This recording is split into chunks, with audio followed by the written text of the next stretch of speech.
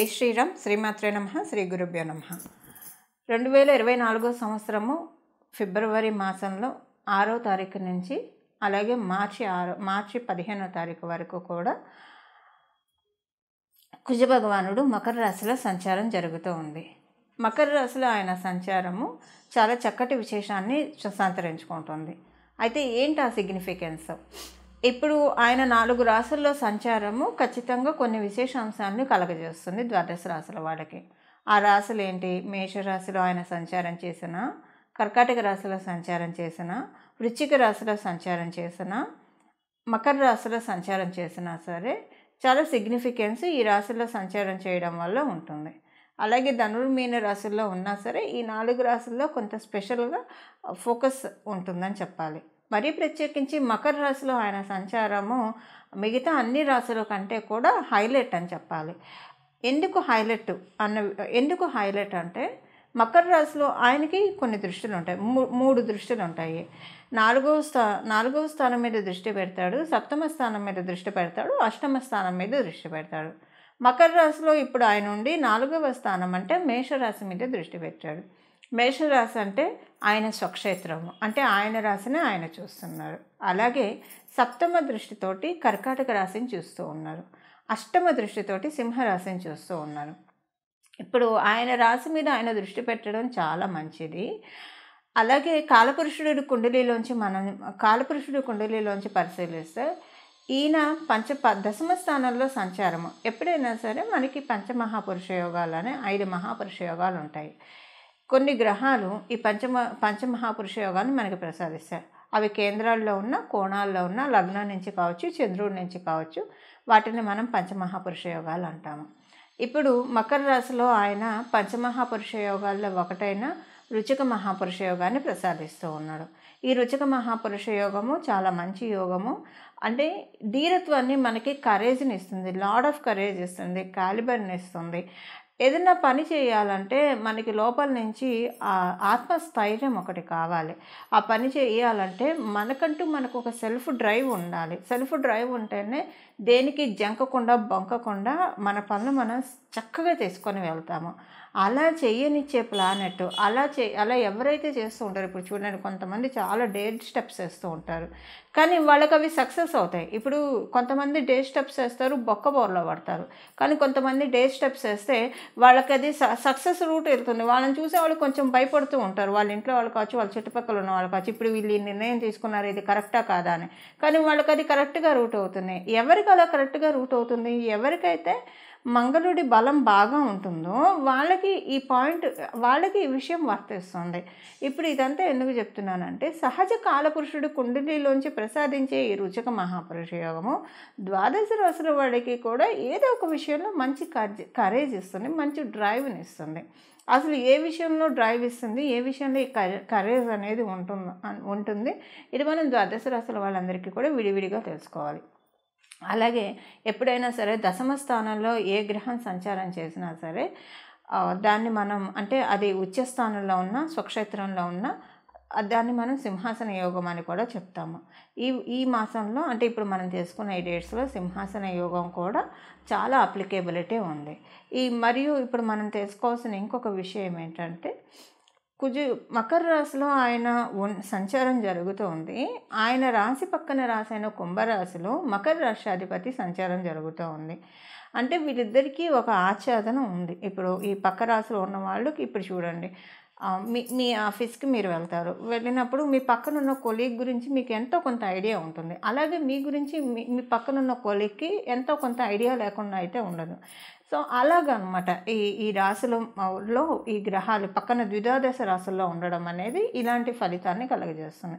ఇప్పుడు కుజుడి నుంచి ద్వితీయంలో శనేశ్వరుడు ఉన్నాడు, శనేశ్వరుడి నుంచి వ్యయంలో ద్వాదశంలో కుజ భగవానుడు ఉన్నాడు. సో ఈ గోచర గ్రహస్థితుల రీత్యా కుజ భగవానుడు చాలా ఫైర్తో ఉన్నాడు, చాలా అగ్రెషన్తో ఉన్నాడు. మకర రాశి అంటే ఆయన చాలా హ్యాపీయెస్ట్ మోడ్లో ఉన్నాడు. ఈ హ్యాపీయెస్ట్ మోడ్లో ఉంటూ ద్వాదశ రాశుల వాళ్ళకి ఎలాంటి ఫలితాన్ని ప్రసాదించబోతున్నాడు? డెఫినెట్గా అందరికీ ప్లస్ పాయింట్సే ఉంటాయి.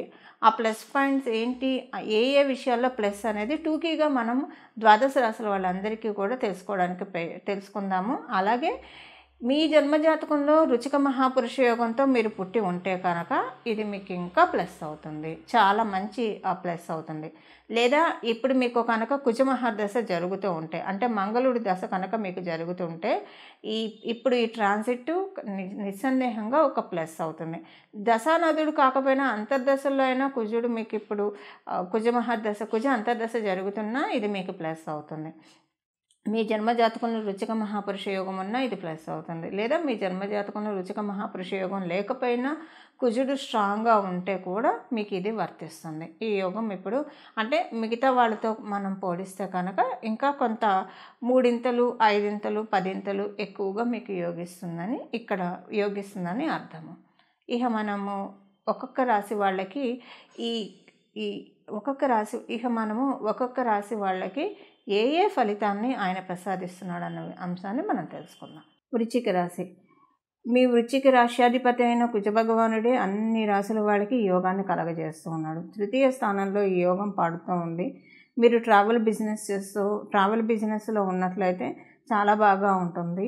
అలాగే మీరు ఫుడ్ రిలేటెడ్ బిజినెస్, ఆహారానికి సంబంధించిన వ్యాపారాలు చేస్తూ ఉంటే మీకు ఈ ట్రాన్సిట్ చాలా మంచి శుభ ఫలితాన్ని తెచ్చిపెడుతుంది. హార్డ్వేర్ రంగంలో ఉన్న వాళ్ళకి ఈ ట్రాన్సిట్ చాలా మంచిది. రియల్ ఎస్టేట్లో ఉన్న వాళ్ళకి కూడా ఈ ట్రాన్సిట్ చాలా మంచిది. అంటే ఇప్పుడు మేజర్గా వీళ్ళకి చాలా మంచిది, మిగతా వాళ్ళకి కూడా మంచిదే. కానీ ఎక్కువ ప్లస్ ఇప్పుడు మనం తెలుసుకున్న ఈ రంగాల్లో ఉన్న వాళ్ళకి ఎక్కువగా మేజర్గా ప్లస్ పాయింట్ అవుతుంది. అయితే మిగతా వాళ్ళకి ఎలాంటి ఫలితాలు ఇస్తుంది అన్నది కూడా మనం ఒకసారి చూద్దాం. మీ తల్లిగారితోటి మీకు ఏమన్నా అపార్థాలు అలాంటివి ఏమన్నా ఉంటే అవన్నీ తొలగిపోతాయి. అలాగే ఎవరితోటైనా మీరు కొంత అంటే రిలేషన్లో దూరం అయ్యి డిస్టెన్స్తో ఏమన్నా బాధపడుతూ ఉంటే అవన్నీ కూడా ఇప్పుడు కుజభగవానుడి ట్రాన్సిట్లో అవన్నీ కూడా సెటరేట్ అవ్వడానికి అవకాశం చాలా బాగా ఉంది. మీ మేనమామలతోటి మీకు ఏమన్నా రిలేషన్ సరిగ్గా లేకపోతే అది స్మూత్గా అవుతుంది. ఒకవేళ రిలేషన్ ఆల్రెడీ స్మూత్గా ఉంటే కనుక ఇప్పుడు ఈ ట్రాన్సిట్లో వారి నుంచి మీకు ఏదైనా బెనిఫిట్ రావడానికి అవకాశం చాలా బాగా ఉంది. అలాగే మీ తల్లిగారికి వాళ్ళ నుంచి అంటే వాళ్ళ పుట్టింటి వారి నుంచి కొన్ని అనుకూలతలు కూడా కుజభగవానుడు ఈ ట్రాన్సిట్లో కలగజేస్తూ ఉన్నాడు. ఏదైనా కొత్త పని ప్రారంభించడానికి అవకాశం చక్కగా ఉంది. అనుకోకుండా కొన్ని జర్నీస్ చేస్తారు. చేసిన ప్రతి జర్నీ కూడా మీకు శ్రేయోదాయకంగానే ఉంటుంది, ఫలవంతంగానే ఉంటుంది. ఇచ్చేదే ఇప్పుడు మీకు కనుక కుజమహాదశ జరుగుతూ ఉంటే ఈ ట్రాన్సిట్ మీకు ఇంకా ప్లస్ అవుతుంది. లేదా కుజభగవానుడు మీ జన్మజాతకంలో బాగా బలీయంగా ఉన్నా కూడా ఈ ట్రాన్సిట్ మీకు చాలా చక్కటి ఫలితాన్ని అందిస్తుందని చెప్పడంలో అని చెప్పవచ్చు చక్కగా. చూశారు కదండి మీ రాశి వాళ్ళకి ఏ ఫలితాలు వచ్చాయి, ఏ ఫలితాలని మంగళుడు ప్రసాదిస్తూ ఉన్నాడు. ఈ బలాన్ని పెంచుకోవడానికి ఆయన సహజంగా మకర రాశిలో కాలపురుషుడు కుండలిలోంచి 10వ రాశిలో ఆయన సంచారం చేస్తూ ఉన్నారు. కాబట్టి ఈ వారం అంతా కూడా ఆంజనేయ స్వామివారిని ఆరాధించడం చాలా చక్కటి శుభ ఫలితాలు ఇస్తుంది. ఆంజనేయ స్వామివారిని భజే వాయుపుత్రం అనే నామంతో ఆయన ఆలయానికి వెళ్ళి ఆయన ఆలయం చుట్టూ కూడా ఈ నామాన్ని మనసులో అనుకుంటూ ప్రదక్షిణం చేయడం వల్ల చాలా చక్కటి శుభ ఫలితాలు వస్తాయి. ఆయన వాయుపుత్రుడు. శనీశ్వరుడు తత్వం కూడా వాయుతత్వము. ఎందుకంటే ఇప్పుడు శనీశ్వరుడు గురించి నేను ఎందుకు చెప్తున్నానంటే మకర రాశికి అధిపతి ఆయనే కాబట్టి. సో కుజుడు యోగాన్ని ప్రసాదించినా సరే శనీశ్వరుడు కూడా దానికి ఆమోద ముద్ర వేయాలి. ఆయన ఆమోద ముద్ర వేయాలంటే ఆయన తత్వంతో మనం హనుమంతుడిని పూజించాలి. ఆయన తత్వం వాయుతత్వం కాబట్టి హనుమంతుడిని భజే వాయుపుత్రం భజే వాయుపుత్రం భజే వాయుపుత్రం అని మీరు మనసులో నిర్విరామంగా కూడా తలుచుకోవచ్చు అండి. చాలా మంచి శుభ ఫలితాలు ఉంటాయి. అలాగే మీకు గుడికి వెళ్ళి ప్రదక్షిణాలు చేసినా కూడా ఈ నామంతో చాలా చక్కటి శుభ ఫలితాలు వస్తాయి. రోజు కనీసం వీలుంటే కనుక 3 సార్లు హనుమాన్ చాలీసా చదువుకోండి, చాలా మంచిది. హనుమాన్ చాలీసా చాలా సన్మంగళాన్ని మన జీవితంలో నిస్సందేహంగా తెచ్చిపెడుతుంది. చాలామంది దిష్టి దోషాలు, నరదిష్టి, నరపీడ, గ్రహపీడ ఇలాంటివి అంటూ ఉంటారు. ఇలాంటి వాటన్నిటిలోంచి మనల్ని గట్టెక్కించే సులభమైన చాలీసా ఏదైనా ఉందంటే అది నిస్సందేహంగా హనుమాన్ చాలీసా. ఎందుకంటే ఆయన తోకతోటి జాడించి కొడతాడు. దుష్ట శకునాల్ని కావచ్చు, దుస్వప్నాల్ని కావచ్చు, నరదిష్టిని కావచ్చు, గ్రహపీడని కావచ్చు ఆయన తోకతోటి కొడతాడు. కాబట్టి అవేవి కూడా మన దరికి రాకుండా ప్రొటెక్ట్ చేస్తూ ఉంటాడు. అంటే మనం హనుమంతుడి యొక్క ప్రొటెక్షన్‌లో ఉంటాము. ఇది ప్రతిరోజు కూడా 3 సార్లు చదువుకుంటే మంచిది హనుమాన్ చాలీసా. ఇప్పుడు ప్రత్యేకించి మీరు ఎలాగోలా టైం చూసుకొని 3 సార్లు అంటే మాక్సిమము ఒక అంటే బాగా ఫ్లూయెంట్‌గా వచ్చిన వాళ్ళకైతే కనుక ఒక 8 మినిట్స్ అలా సరిపోతుంది. రాని వాళ్ళకైతే మేబీ ఒక 15-20 నిమిషాలు పడుతుంది. ఒక రోజులో 15-20 నిమిషాలు మన కోసం మనం కేటాయించుకోవాలి. మన కోసం మనం కేటాయించుకోవడం అంటే భగవంతుడి ప్రార్థనకి కేటాయించాలి. ఇలా హనుమంతుడికి మీరు ఇప్పుడు కనుక ప్రార్థన చేస్తే మళ్ళీ వచ్చే సంవత్సరం వరకు కూడా నరదిష్టి, నరపీడ ఇలాంటివేం లేకుండా కాపాడబడటానికి చాలా చక్కటి అవకాశం ఉంటుంది. మంగళం.